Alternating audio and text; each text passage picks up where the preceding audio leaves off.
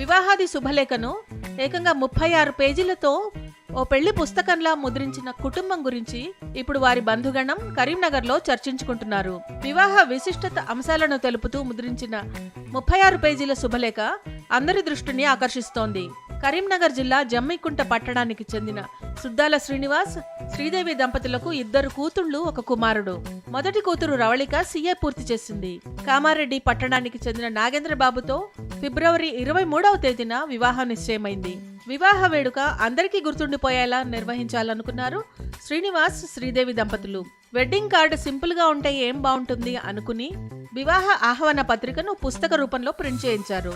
వివాహానికి సంబంధించిన క్రతువులను, పెళ్లి చూపులు, పత్రిక రాయించడం, పెళ్లి కుమార్తెను చేయడం, పెళ్లి కుమారుణ్ణి చేయడం, పాణిగ్రహణం, వరపూజ, వధువును గంపలో తీసుకొచ్చే తంతు, తెరసాల, కన్యాఫలం, మాంగళ్య పూజ, జీలకర్ర బెల్లం, తలంబ్రాలు, బ్రహ్మముడి, సప్తపది, ఉంగరాలు తీయించడం, అప్పగింతల పాటతో పాటు పెళ్లిలో జరిగే 36 తంతుల గురించి ఒక్కొక్క పేజీలో ముద్రించి తమ కుమార్తె వివాహానికి అందరూ రావాలంటూ ఆహ్వానిస్తున్నారు సుద్దాల దంపతులు.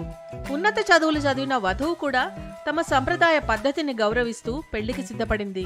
పెళ్లి పత్రికే ఈ రకంగా ఉంటే వివాహం ఎలా చేస్తారో అని ఆతృతగా ఎదురు చూస్తున్నారు బంధుమిత్రులు. పెళ్లి కార్డును స్వయంగా అమ్మాయి తరపున బంధువులు పంపిణీ చేస్తున్నారు.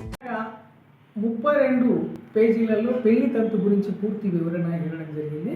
ఎందుకంటే ఈరోజు పూర్వపు కాల పద్ధతులన్నీ మర్చిపోయి ఉన్న మన యూత్కి కానీ మనలాంటి వాళ్ళకి కానీ అందరికీ తెలియడం కోసం దీన్ని నిర్మించడం జరిగింది. ఈ పత్రికకు ప్రింటింగ్ ప్రెస్ వాళ్ళు కూడా చాలా కష్టపడి చేయడం జరిగింది. ఎందుకు అంటే ఇది ఈ 32 పేజీల పత్రికను పుట్టించడం చాలా మామూలు విషయం కాదు. ఇది బాగా శ్రమతో కూడుకున్న పని కాబట్టి.